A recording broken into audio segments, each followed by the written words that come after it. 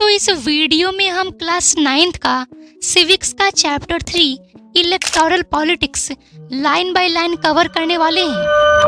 Election से important क्यों है, इसके लिए हमें हरियाणा का एक केस स्टडी समझना होगा।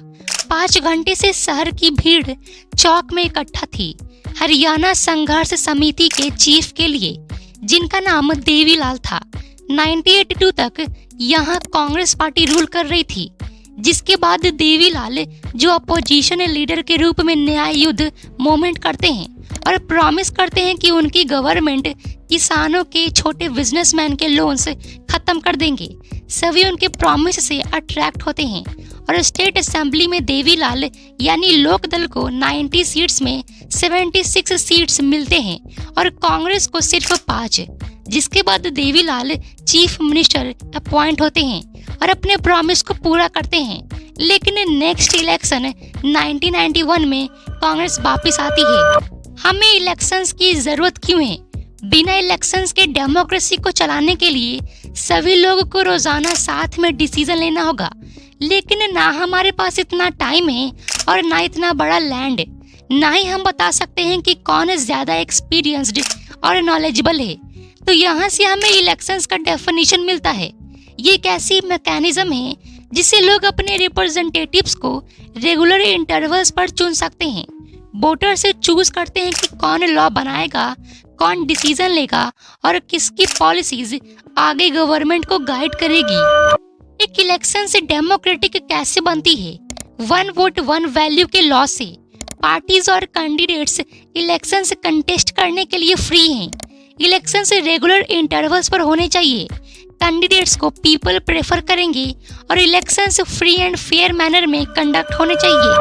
क्या पॉलिटिकल कंपटीशन अच्छा होता है? तो इसके कई डिमेरिट्स हैं, जैसे इसी सोसाइटी में सेंस ऑफ फैक्शनलिज्म आता है। लीडर्स एक दूसरे पर एलिगेशंस लगाते हैं और कई पार्टीज तो जीतने के लिए डर्टी ट्रिक्स का यूज करते हैं। इसको कम करने के लिए हमें पॉलिटिकल लीडर्स का नॉलेज इम्प्रूव करना होगा। उनके काम के बेस पर उन्हें रिवॉर्ड या पनिशमेंट देना चाहिए, जिसे हम पीपल डिसाइड करेंगे। अब समझते हैं इलेक्शंस के सिस्टम को।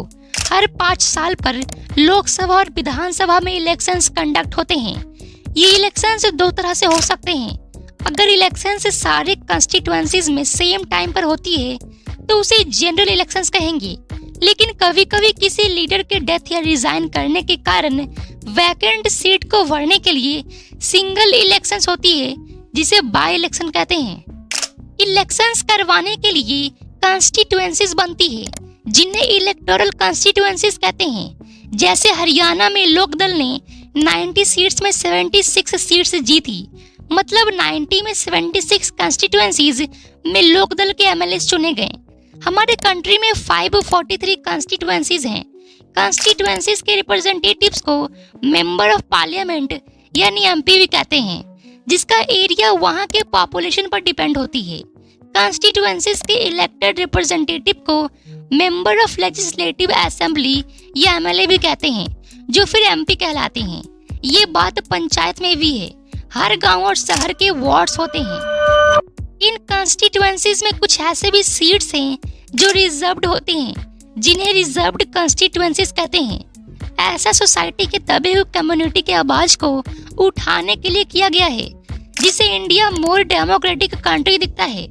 जैसे कि शेड्यूल कास्ट के लिए 84 सीट्स, शेड्यूल ट्राइब्स के लिए 47 सीट्स रिजर्व्ड हैं एज पर ऑन 26 जनवरी 2019।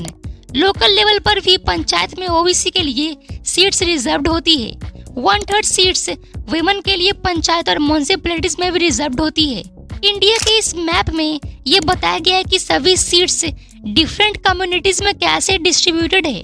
तो यहाँ तक हमारा इस चैप्टर का फर्स्ट पार्ट कंप्लीट होता है। सेकंड पार्ट के लिए चैनल चेकआउट जरूर करना।